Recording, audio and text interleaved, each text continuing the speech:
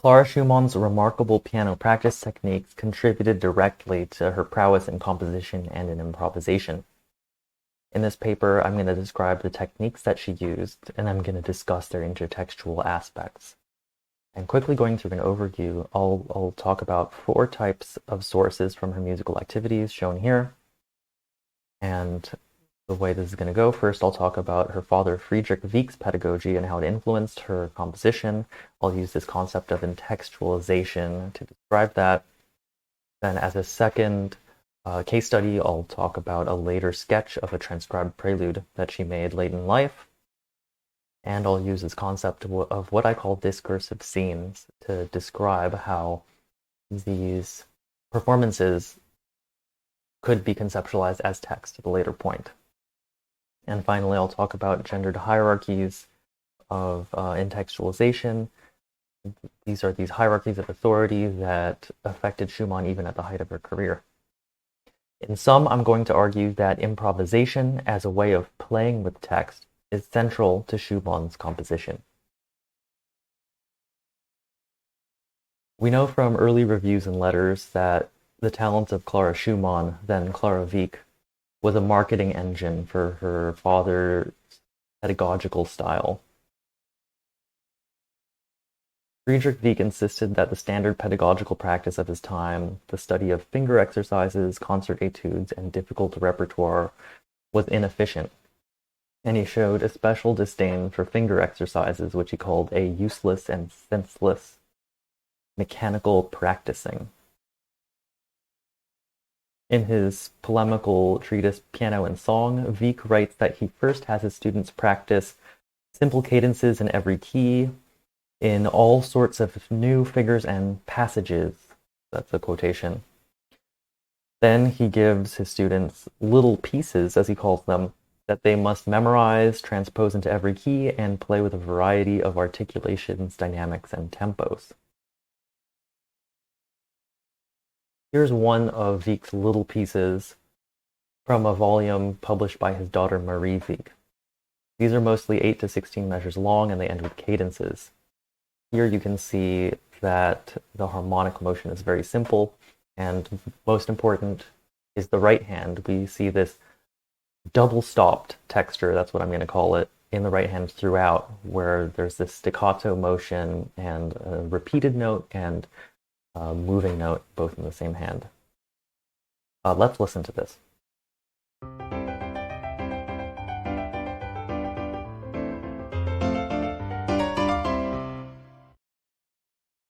So very simple, this exercise exemplifies the qualities that Wieck described were important in learning to play the piano in Piano and Song, his book. This is concise, it's rhythmically balanced, it's divided neatly in half into 4 measures, but above all, this exercise stands alone on its own as a little piece. So the fact that it has this tight formal closure means that when the student practices it, there's a sense of completion. And you can imagine a student transposing this little piece into every key and playing it with different articulations and dynamics, maybe even adding notes to it. The student who practiced in this way would have a much easier time learning a piece like Johann Nepomuk Hummel's Etude in F major from this influential set from 1834.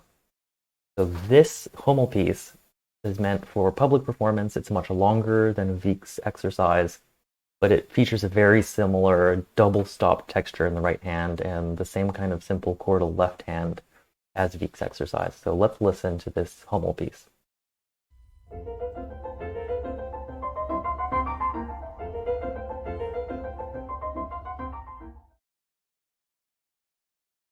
I want to emphasize that the musical units under investigation here aren't published pieces, but rather discrete bodily skills used to play them. In this case, the skill of playing this double-stopped pattern in one hand, where scale degree 1 or scale degree 5 is repeated, while the other voice in the same hand moves by step.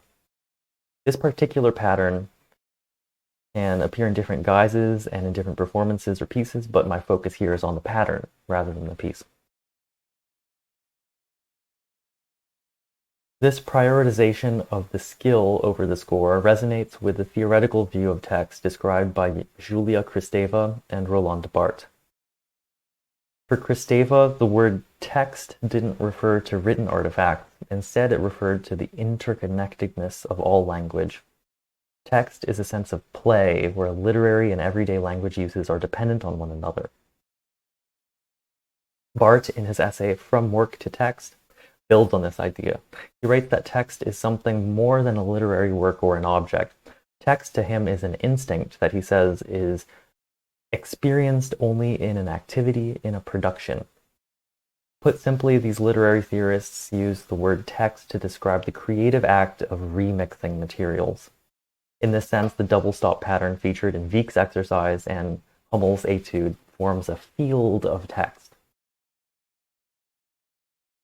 This first case study, Clara Schumann's Caprices en forme de valse, is another part of that field.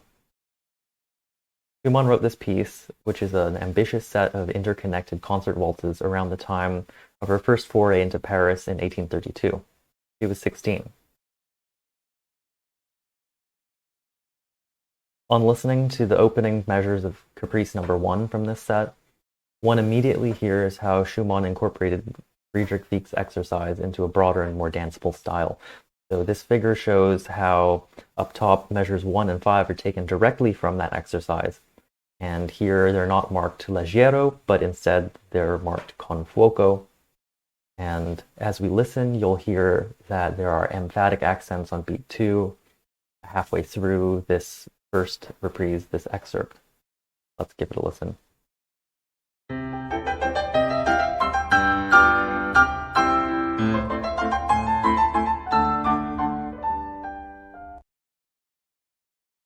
So here, unlike the exercise, Schumann ends tentatively with this decrescendo on a half cadence, so there's less finality here. This first reprise that we've just listened to is a fairly straightforward transformation of the original into a high-spirited waltz. But in a second, we'll listen to the second reprise. It's much more unpredictable, and Schumann seems to go off on flights of fancy, harmonically and metrically. The very even phrase structure of the original exercise is thrown off kilter, and Schumann veers off into different keys. And this sounds irregular on the small scale, and this is because Schumann has added in small phrase extensions. But at the same time, it follows a large-scale plan. So here, let's listen. There will be some analytical overlay as we listen. This is the second reprise of Schumann's first caprice from this set.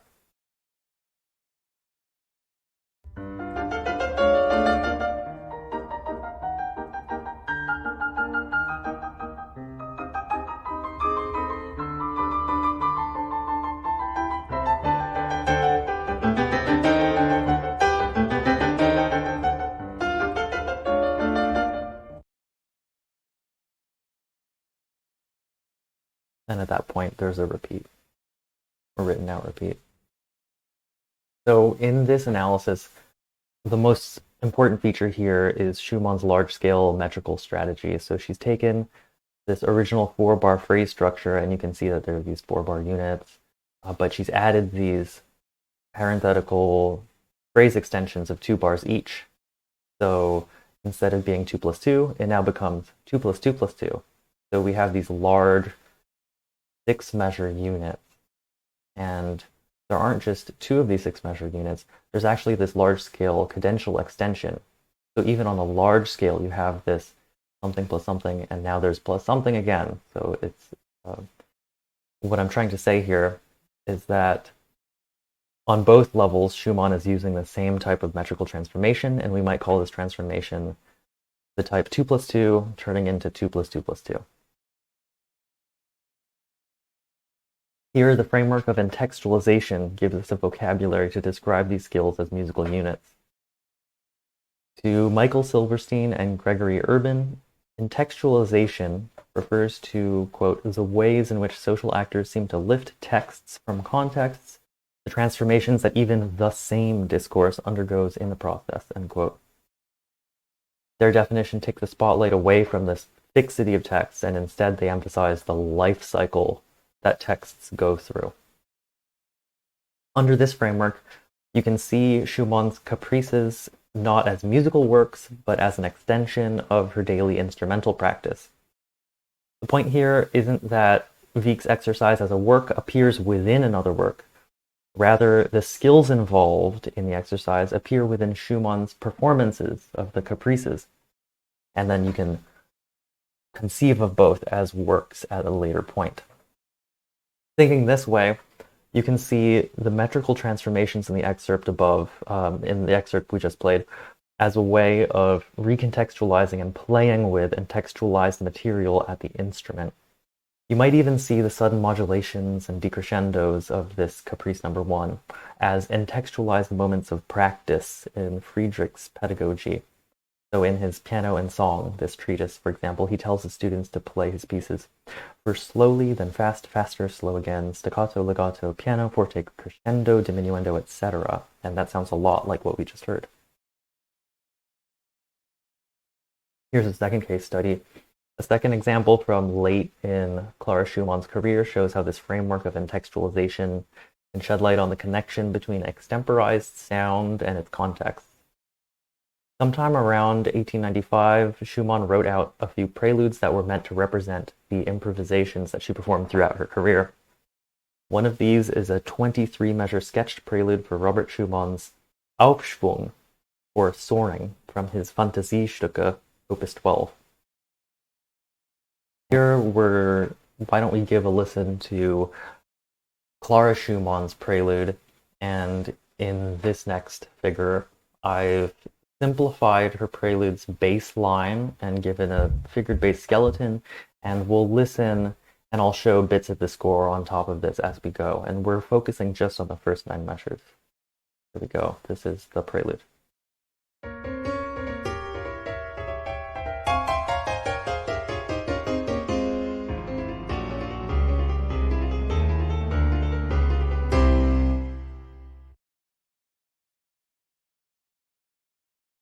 So here I'll overlay some excerpts above this figured bass skeleton and connect it with arrows.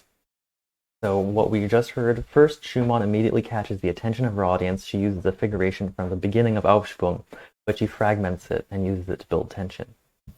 Then there's this cascade of parallel 6/3 chords to release the tension and land on the tonic. And here I've shown very similar passages in pieces by Friedrich Kalkbrenner and Beethoven, Kalkbrenner roughly contemporaneous. And then third, Schumann again turns back to figurations from Aufschwung, but this time it's that eponymous soaring theme with the right-hand filigree, which again rises and builds tension. I'm emphasizing that none of these are direct quotations. She's not just copying and pasting stuff. She's taking distinctive figurational patterns and she's adapting them to her specific aims in preluding. And the bass lines that she builds on are mobile, unstable, and the motivic ideas are fragmented, and she emphasizes the rush of movement. The figurations highlighted above aren't just found in published pieces. Parallel 6/3 chord patterns also come from generic conventions, and you can analyze these generic conventions just as well through the framework of entextualization. Franz Liszt's Technische Studien contains exercises that would contribute directly to a pianist's ability to play the kind of rapid parallel 6/3 passages that we just heard in the prelude. The figure here reproduces an exercise from Franz Liszt's volume. The second half of this exercise is mechanically very almost identical to the passage in the prelude to Aufschwung. That falling 6/3 pattern. Entextualization, in sum, is a process that places works and generic conventions along a single continuum. Silverstein and Urban's textual life cycle is characterized by these twin processes of entextualization and what they call contextualization. So entextualization is to take something and turn it into a text, turn it into something repeatable. Contextualization is the process where you take that snippet and you adjust it to its new environment and place it into a new context among new textual bedfellows. This word emphasizes how a new context is more than a new background. To reuse a text is to sever its previous relationships and to choose its new co-texts, which are the other texts presented alongside it. So what's being emphasized here is that a context isn't just like a inert background that doesn't do anything. A context is actually a co-text. It's a bunch of new textual features that are just as important as whatever it is you're currently focusing on. This process describes not only how Clara Schumann assembled her prelude to Aufschwung in 1895, it also describes how a reader can view that sketch. Imagine going into the library, viewing that sketch, and then treating it as a text, conceiving it as something repeatable. I'm going to describe this process of entextualization by showing how it's dependent on actual performances. So in this framework, I call these actual performances discursive scenes. And these are all moments of performance in a rich co-textual environment. And through entextualization and co-textualization, the particulars of these originary scenes are stripped away so that you're left with an overall impression of the material repeatable as text. And it's repeatable because you've deliberately cut away all of the rich co-text. So here's a figure up top. You can see the reader is conceptualizing this score as a text at the very end.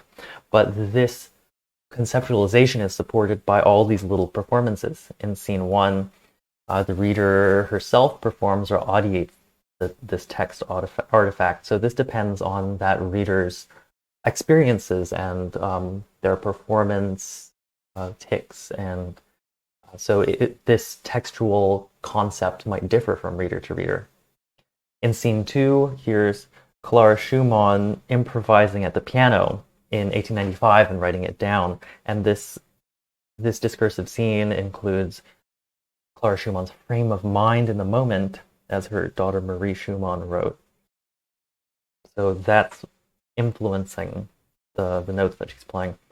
And in scene 3, we have Clara Schumann gives a public performance of Aufschwung. This is meant to capture how this sketched prelude is supposed to lead into a piece. So as Clara Schumann's writing this thing down, she's imagining the piece that will come afterwards. And this performance will be dependent on the instrument and the hall and the audience in attendance and their interests. So each scene contributes elements that end up in a reader's final conception of a text. These elements might be found notated in the text artifact as notes, or they might be something less concrete, like judgments of what playing style might be most appropriate. But in any case, entextualization allows you to think of music making as something that's repeatable. And that this act of entextualization takes only what it needs from old performance contexts, and it adapts and represents this text anew. So in sum, this is along the lines of what Barth writes, that text is experienced only in an activity, in a production. A final important note here is that the entextual process is almost always tracking a hierarchy of authority or social control. So it's important to address gender hierarchy when analyzing Clara Schumann's entextual activities in composition or improvisation. This hierarchy is linked to canon formation and the assumption of single authorship, both of which obscure the process-based, network-like nature of musical activity that entextualization can illuminate so vividly. So here's a quotation from Silverstein and Urban: "The text is made to seem more solid under an ideology or meta-discourse of fixity." So I'll briefly describe a study that Urban carried out. He presents a study of verbal transcription in a Xochitl speaking community in southern Brazil. So he collaborated with two people. One man, Nil, was a younger man, Urban's student, and the other man was an older man, Juanpo, and that was Urban's mentor. And they were trying to transcribe altogether a story told by a community leader. Urban found that Nil was much more concerned with phoneme for phoneme accuracy, while the socially authoritative Juanpo treated his transcription with a lot more license and saw the story more as communal property. This asymmetrical social dynamic of entextualization strikes me as very typical in the performance of Western European prestige music. In other words, the force that turns music from this network of intertext into a work is a force that creates hierarchies of personal identity, with women often on the lower tier. Schumann accepted this hierarchy with a painful sense of resignation. She laid out this resignation in a letter to Joseph Joachim, in which she wrote, "Is not intellectual mastery what I am striving for, so far as this is possible for a woman?"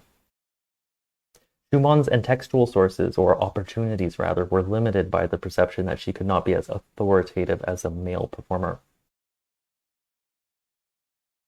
The ultimate takeaway from this presentation is that conceptions of text are always built on performances. The significance of a performance, in turn, is inextricable from social context or co-text and social hierarchy. Most importantly, these concerns can be addressed analytically by music theorists. In this study, I tried to analyze music making, composed and improvised, by using entextualized skills as my main building blocks, rather than allowing text and work to be conflated. Schumann's entextualizations were not just borrowings.